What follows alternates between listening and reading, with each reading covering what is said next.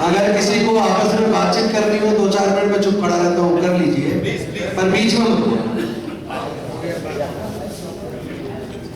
दिक्कत यह है हमारे लोग सभाओं में अच्छे डिस्कशन में जोश में आ जाते हैं, लेकिन कुछ देर बाद फिर वहीं वापस चले जाते हैं जहां से शुरुआत हुई थी। सबसे पहले मैं सबसे तथागत बुद्ध और बाबा साहेब के चरणों में कोटि कोटि नमन करते हुए मंचासीन सारे हमारे नेतागण और दिल्ली के आसपास आए हुए सभी समाज के साथियों सभी को विनम्र नमो बुद्धाय, क्रांतिकारी जय भीम। तो औपचारिकता में पढ़ने की बजाय, सबका नाम लेने की बजाय प्राचा जी की तरह मैं सीधे मुद्दों पे आता हूं। हमारी समस्या जो आज सब्जेक्ट भी है, संविधान आरक्षण बचाओ संगोष्ठी। तो आरक्षण बचेगा क्यों? जब बचाने के बारे में आप सोच ही नहीं रहे। आप लोग सब लोग कह रहे हो मुझे दर्द हो रहा है, और जिन डॉक्टर्स के पास जाते हो वो बिना जांच करे दर्द के लिए कोई दवाई दे रहे हैं। अब दर्द का कारण नहीं पता लगेगा, दर्द के कारण को समझेंगे नहीं और उसके कारण पे इलाज नहीं करेंगे तो दर्द तो खत्म होगा नहीं। दर्द केवल हो नहीं रहा है बल्कि दर्द बढ़ भी रहा। सबसे पहले तो ये समझना चाहिए कि दुनिया में ये जाति और धर्म आई कहां से, क्योंकि सारी बीमारी की जड़ तो धर्म है। कुदरत ने तो इंसान पैदा किया ना, ये जाति और धर्म कहां से आई? क्या कभी आप लोग इस पे सोचते हैं?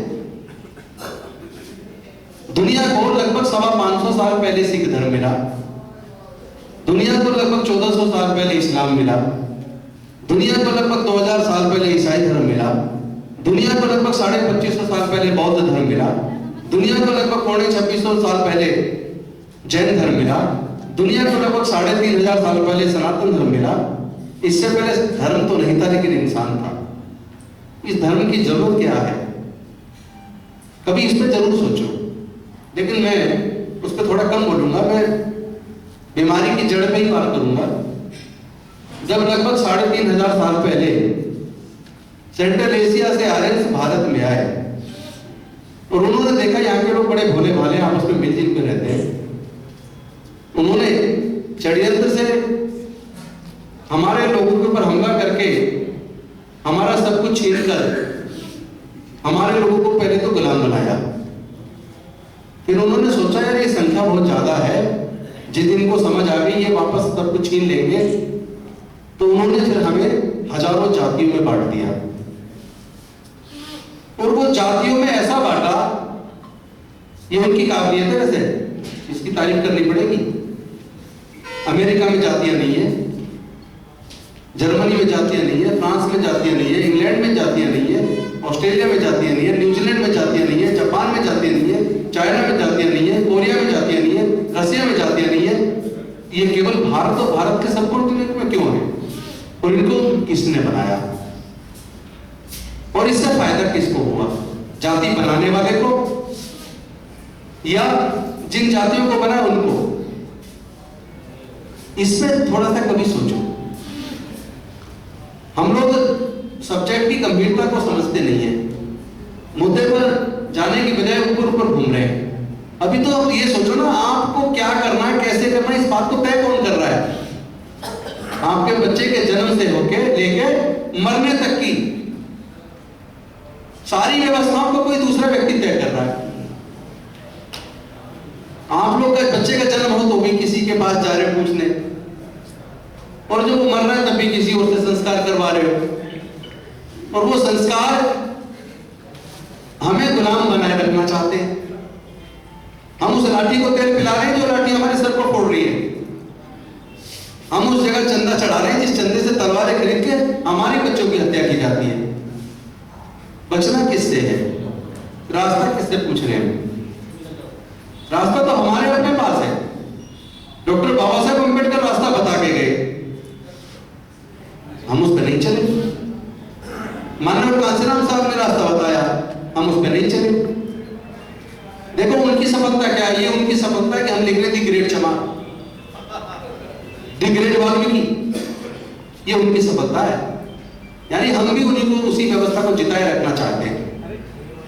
जाति की वजह से हमारा सत्यानाश हुआ और हम जाति को ही ग्रेट बता रहे, जाति को पकड़ के बैठे, जाति छोड़ने को तैयार नहीं है। डॉक्टर बाबा साहेब अम्बेडकर जी ने कहा, पॉलिटिक्स इज ए मास्टर की which can open या unlock each and every door. लेकिन जो पीछे जो कहा बात का हमने सुनाई नहीं। यानी हिंदी में बता दूं, उन्होंने कहा कि राजनीति, ये जो राजनीति है ये मास्टर की है, ये सभी तरह के ताले खोल सकती है, सब तरह की समस्याओं का समाधान कर सकती है।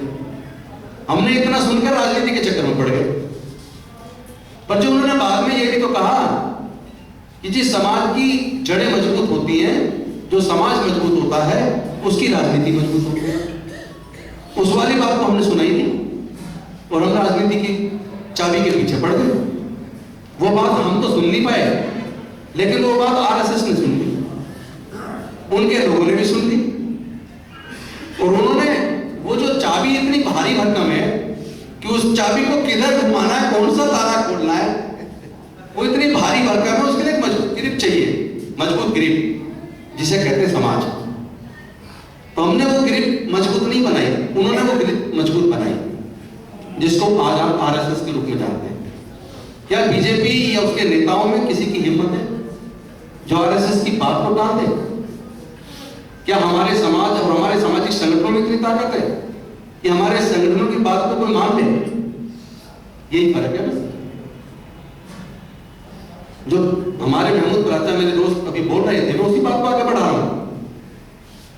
जो उन्होंने रास्ता बताया, मैं भी उसी रास्ते में ऐड कर रहा हूं कि रास्ता हमारे पास है, हम ढूंढ कहां रहे हैं और पता लग जाए तो उस पर चल कहां रहे हैं। अगर आप इस बात से, क्या आप इस बात से सहमत हैं कि जाति सारी समस्याओं की जड़ है, जाति की वजह से हमारा शोषण हो रहा है? क्या आप इस बात से सहमत हैं? और अगर सहमत हो फिर जाति को छोड़ने को तैयार क्यों नहीं हो रहे? जब तक जाति रहेगी तब तक शोषण रहेगा, जब तक जाति रहेगी तब तक जुल्म रहेगा, और जब तक जाति रहेगी तब तक ये आरक्षण को भी बनाए रखना चाहेंगे। गहरी बात है, हो सकता है कुछ को अच्छी ना लगे।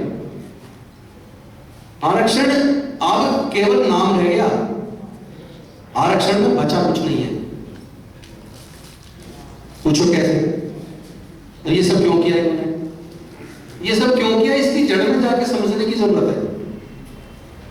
ये लोग इस बात पे चिंतन मनन करते हैं, ये चिंतन मनन इन्होंने अब से 40 साल पहले किया कि जो लोग हजारों साल से उनके गुलाम थे, बेजुबान थे, जिनके अंदर बोलने की ताकत नहीं थी, जो उनके खिलाफ बोलने की हिम्मत नहीं करते थे, पिटते रहते थे और 16-16, 17-17 घंटे काम करते थे, काम के बदले में पैसे नहीं मांगते थे। इन लोगों के पास बोलने की ताकत कहां से आ गई? आज ये काम के बदले में पैसे मांगते हैं, 8 घंटे से ज्यादा टाइम हो जाए तो ओवर टाइम मांगते हैं। अरे ये बेजुबान समाज अब बोलने लगा है, जाके थाने में रिपोर्ट दर्ज करा रहा है, बड़ी हिम्मत हो गई। कोई नेता उनका कहता है पैर की जूती सर पर रखी इसलिए हो रहा है। तो आप इसको समझो, उन्होंने इस बात को समझ लिया पर हमने नहीं समझा। उन्होंने 40 साल पहले उनके थिंक टैंक ने इस बात को सोच के, और उनको यह भी पता लग गया कि भाई हमारी जो जनसंख्या है जनरल कैटेगरी की, जो सो कॉल्ड अपर कास्ट अपने आप को बोलते हैं, क्लेम करते हैं, ब्राह्मण की जनसंख्या 5.52%, क्षत्रिय की जनसंख्या 3.90%, वैश्य की जनसंख्या 1.30%। पिछली जनगणना के आंकड़े बता रहा हूं, ये आपके नहीं है। इसको सारे को जोड़ ले, सारे 11.5% से भी कम है।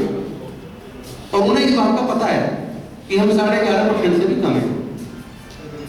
उन्हें यह भी पता है डॉक्टर बाबा साहब अम्बेडकर एक बहुत बड़ा हथियार इनको दे गए, 1 मैन 1 वोट 1 वोट 1 वैल्यू। कि भैया इस वोट से तो हम कभी हुक्मरान बनेंगे नहीं,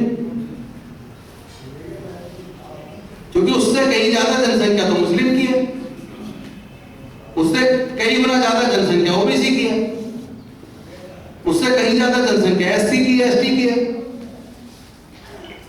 तो प्रजातंत्र के अंदर भारत के संविधान के रहते हम तो शासक बनेंगे नहीं अगर ये जागरूक हो गए। उन्होंने क्या किया कि इनके पास जो बोलने की ताकत आई है ये पढ़ने लिखने से आई है।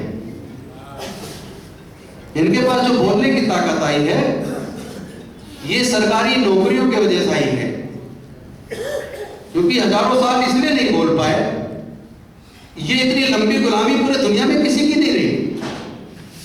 लगभग 3500 साल तक हमारे समाज के लोग गुलाम रहे, तो उसका लंबी गुलामी क्यों रही? ऐसा नहीं हो सकता कि हमारे बुजुर्गों ने ये ना चाहा हो कि हमारे बच्चे आजाद पैदा हो, वो भी पढ़े लिखे, वो भी व्यापार करें। लेकिन ये धर्मशास्त्रों में ये लिख दिया कि अनुसूचित जाति जनजाति कॉन्स्टिट्यूशनल वर्ड है, मैं उनकी भाषा में अगर कहूं, अछूतों को शूद्रों को पढ़ने लिखने का अधिकार नहीं है। ये धर्मशास्त्रों में लिखा हुआ है, कोई चैलेंज नहीं कर सकता, किसकी हिम्मत नहीं है, वरना अब तक कितने केस जल जाते हैं। और केस से डर भी नहीं लगता, क्योंकि डर गए तो समझो सब खत्म हो जाएगा। मंत्री पद आएंगे जाएंगे आते रहते, पहले आज मैं हूं, पहले कोई और था, कल को कोई और होगा, परमानेंट तो किसी के साथ नहीं रहता। क्या हमें बोलना नहीं चाहिए?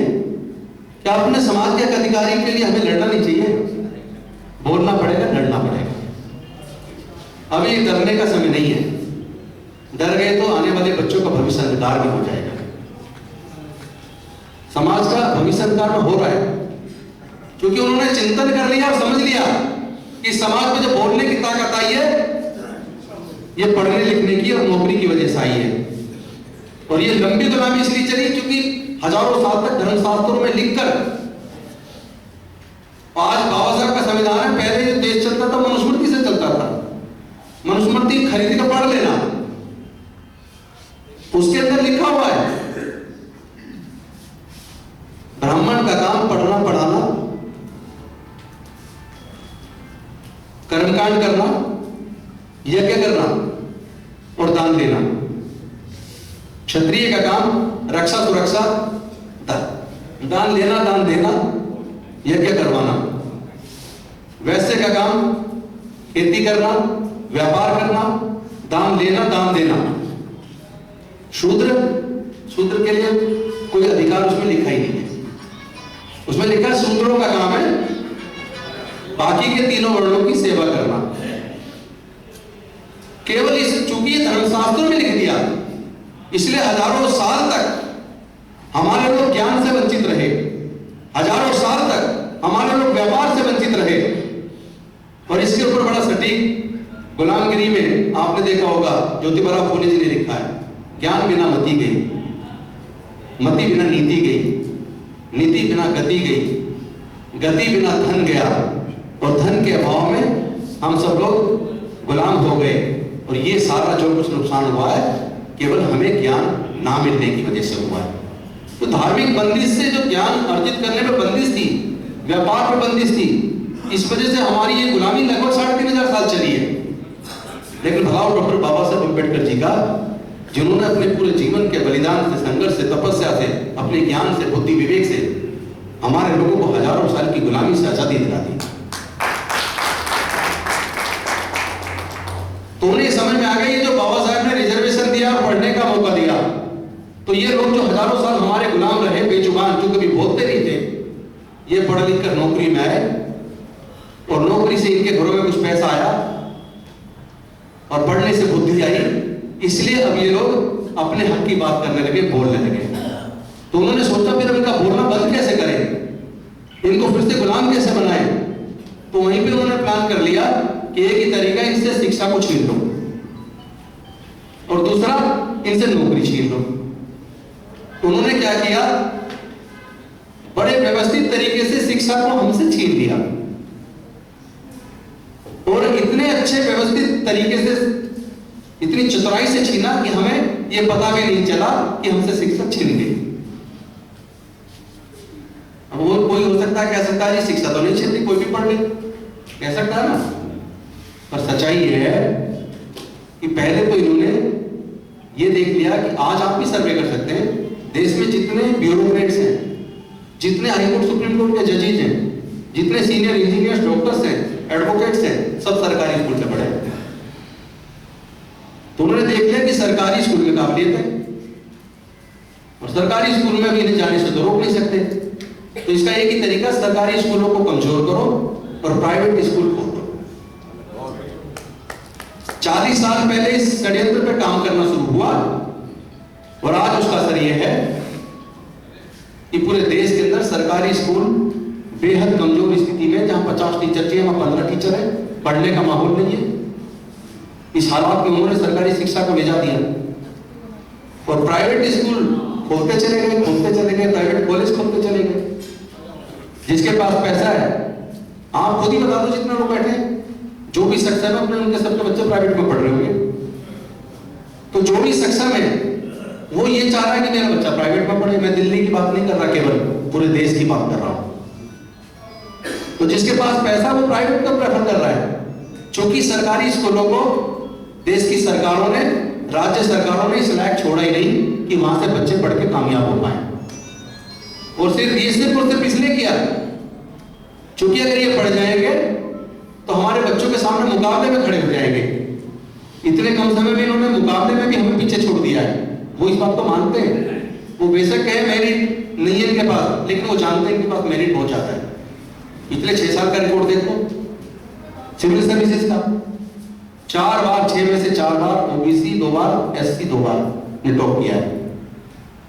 और वो इस बात को जान रहे हैं, इसलिए लेटरल एंट्री भी लिया है कि यार ये तो काबिल बहुत है, ये तो रिजर्वेशन में आके यहां से भी टॉप करने लगे।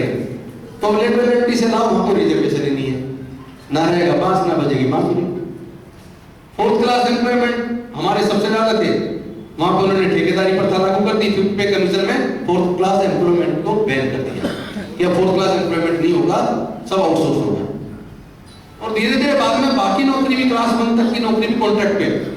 आज किसी भी राज्य सरकार का रिकॉर्ड उठा के देखो, जितनी वैकेंसी निकलती है ज्यादातर वैकेंसी कॉन्ट्रैक्ट पे भर ली जाती है। रेगुलर वाला जो प्रोसेस है यूपीएससी और एसएससी और पब्लिक सर्विस कमीशन, वो सारे फेल हो गए।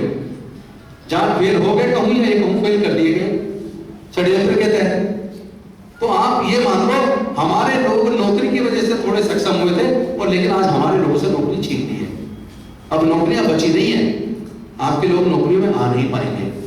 और एजुकेशन इतनी महंगी, आप प्राइवेट स्कूल में अगर मध्यम दर्जे के प्राइवेट स्कूल में भी अगर जाओ, एक बच्चे की पढ़ाई का खर्चा, किताबों का खर्चा, वर्दी का खर्चा, फीस का खर्चा और ट्यूशन का खर्चा, क्योंकि सारे पब्लिक स्कूल के बच्चे ट्यूशन पढ़ते हैं, सारे खर्चे को जोड़ लो तो एक बच्चे की पढ़ाई पे 8 से 10 हजार रुपये चाहिए।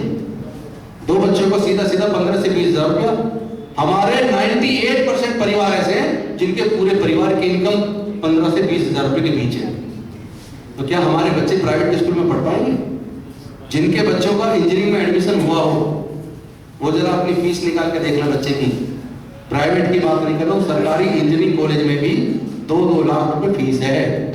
क्या हमारे लोग 2 लाख रुपए की फीस, 98% हमारे लोग समाज के, चाहे वो मुस्लिम है, चाहे वो दलित है, चाहे 90% पिछड़े वर्ग के हैं, वो 2 लाख रुपए अपने बच्चे की फीस के लिए जमा नहीं कर सकते। ये इस हालात को हमें समझना चाहिए। तो ये ऐसा नहीं है कि सरकारें उस फीस को खुद नहीं दे सकती, दे सकती है, लेकिन समस्या वही है, इनके बच्चे को पढ़ाना नहीं है। क्योंकि ये पढ़ जाएंगे तो फिर ये अपने हक की बात करेंगे, अपने हक के लिए लड़ेंगे। संविधान पे हमला जानबूझ कर, जो सब्जेक्ट है ना संविधान आरक्षण बचाओ, कौन बचाएगा? वो तो खत्म करेंगे। इसीलिए तो उन्होंने एजुकेशन को प्राइवेटाइज किया, इसीलिए तो सरकारी नौकरी में ठेकेदारी प्रथा लागू की, क्योंकि उन्हें पता है सारी जो उनका हर चीज पे जो कब्जा है, जब वो कब्जा थोड़ा छिलने लगा, मतलब आप लगाओ एससी का रिजर्वेशन जब तक था तब तक उनको दर्द कम था, क्योंकि तब वो पिछड़े वर्ग का भी हक खा रहे थे। लेकिन जब पिछड़े वर्ग को भी हक देना पड़ गया मंडल कमीशन लागू होने के बाद, Indira Sahni versus union India के जजमेंट के बाद, तो उन्हें लगा कि यार 50% उधर चला जाएगा। अब तक तो हमारा कब्जा पूरे पे था हजारों साल तक, उसमें से 22.5 SC ST को गया, लेकिन वो ले पाए 12-15, तो हम 90% के करीब हम ही ले रहे थे। अब ये OBC भी आ गया, अब इसको भी देना पड़ेगा। दर्द शुरू हो गया। तो इस दर्द के लिए एक एग्जाम्पल दूंगा मैं आपको। जनरल कैटेगरी ने क्या कभी रिजर्वेशन मांगा था? EWS के नाम पे क्या कभी जनरल कैटेगरी ने कोई रिजर्वेशन मांगा था? नहीं मांगा ना। उसके बावजूद 4 दिन के अंदर मिला है। एक दिन में कैबिनेट में पास, उससे अगले दिन लोकसभा में पास, और उससे अगले दिन राज्यसभा का समय खत्म हो गया, एक दिन टाइम बढ़ाया और एक दिन के अंदर वहां से पास, उससे अगले दिन छुट्टी के दिन हमारे अपने राष्ट्रपति को जगा के साइन कर और नोटिफिकेशन, राष्ट्रपति जी ने साइन कर दी नोटिफिकेशन 4 दिन के अंदर बिना मांगे। EWS के नाम पर जिसकी संख्या 11% है, उनको 10% रिजर्वेशन दे दिया। और जो लोग वर्षों के सताए हुए, हजारों वर्ष के सताए हुए, लंबे समय से वो आरक्षण की मांग कर रहे थे, उनके आरक्षण को लागू करने में लगभग 47 ईयर्स लगे, 46 ईयर्स।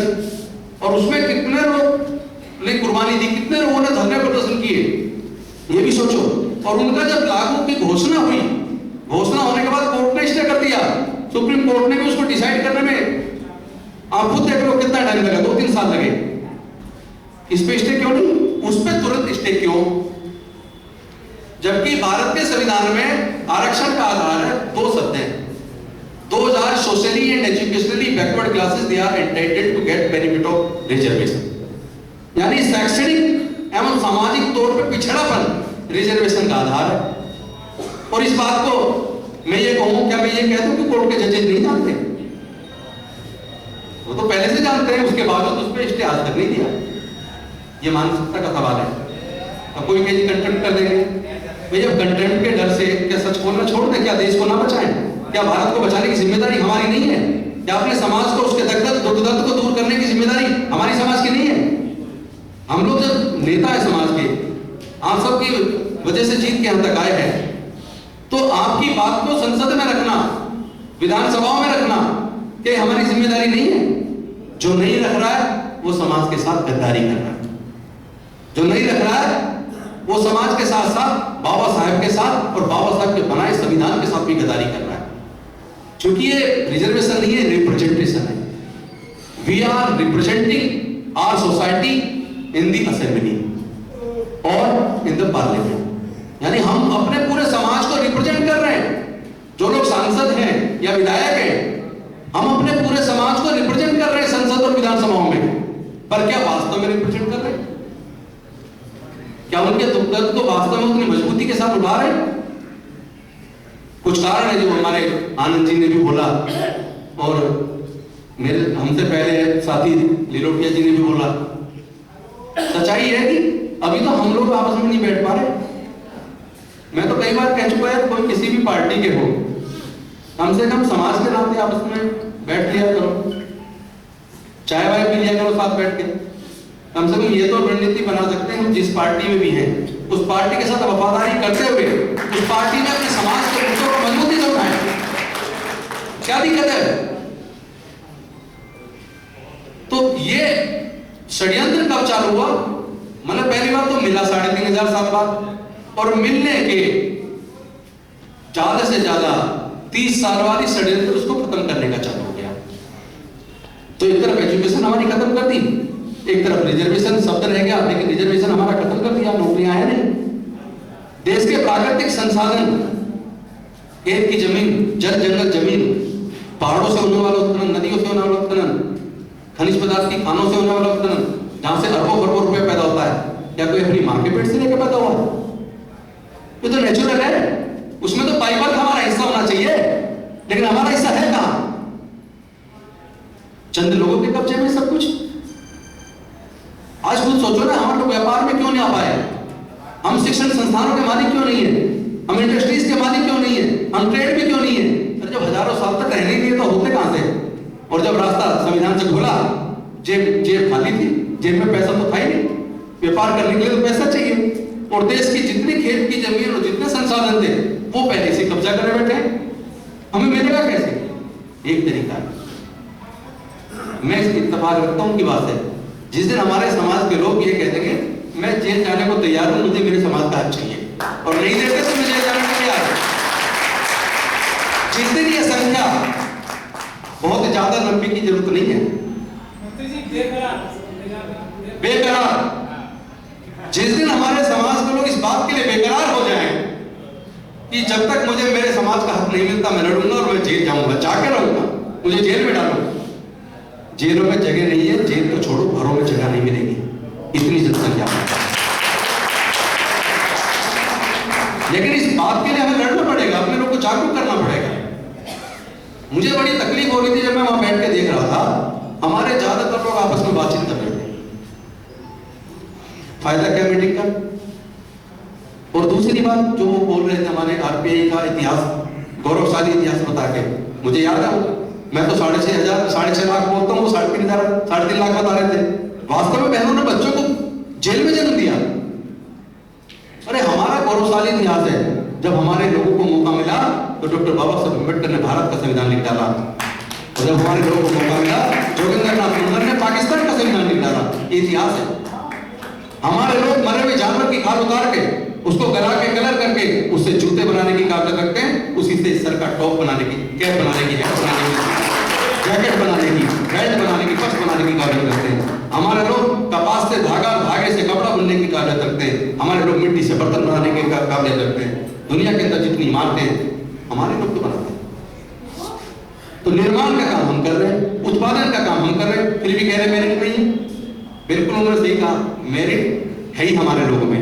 इस देश को बर्बाद अगर किसी ने किया, कंगाल अगर किसी ने किया, तो बेईमानों ने किया, चोरों ने किया, जो करप्ट है उन्होंने किया है, जिनके नेचर में करप्शन है, जिनके व्यवस्था के अंदर लोगों के लिए न्याय नहीं है, जिनकी व्यवस्था में लोगों के लिए करुणा का भाव नहीं है, जिस व्यवस्था में कोई जन्म से ऊंचा कहीं जन्म से नीच है, क्या वो व्यवस्था हमें मजबूत करेगी? जो व्यवस्था हमें इंसानियत का दर्जा देने के लिए तैयार नहीं है, उस व्यवस्था में पड़े हुए हैं। यहां भी जितने लोग बैठे, हो सकता 70% लोग अभी भी उसी व्यवस्था का हिस्सा हो, जाने अनजाने।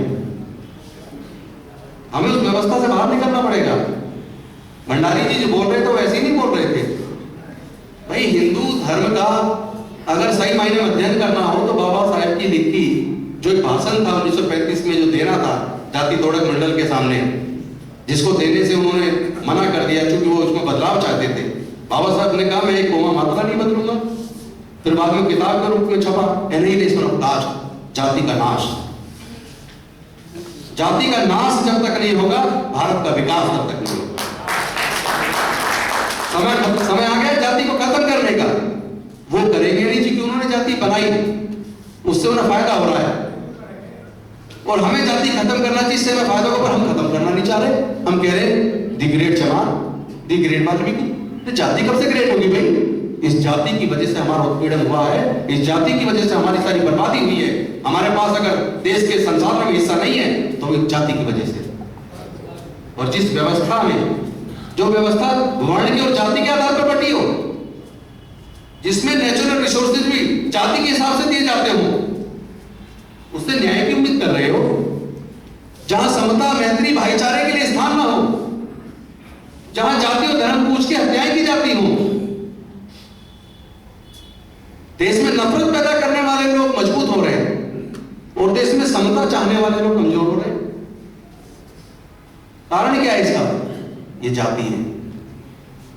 जाति छोड़ो, समाज छोड़ो।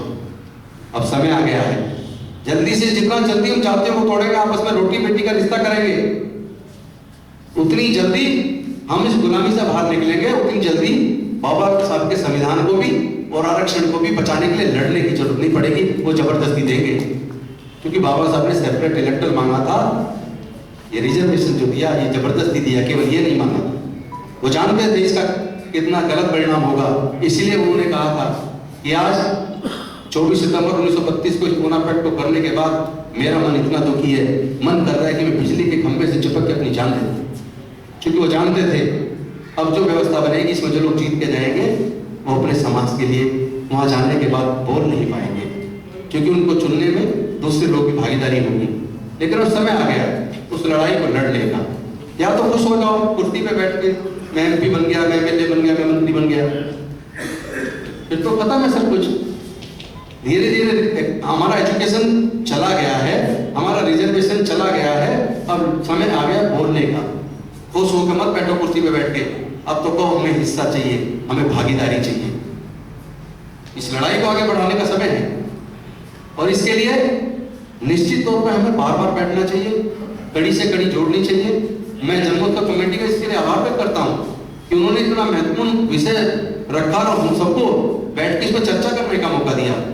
हमें इस चर्चा को बढ़ाना चाहिए। आज इस हॉल में है,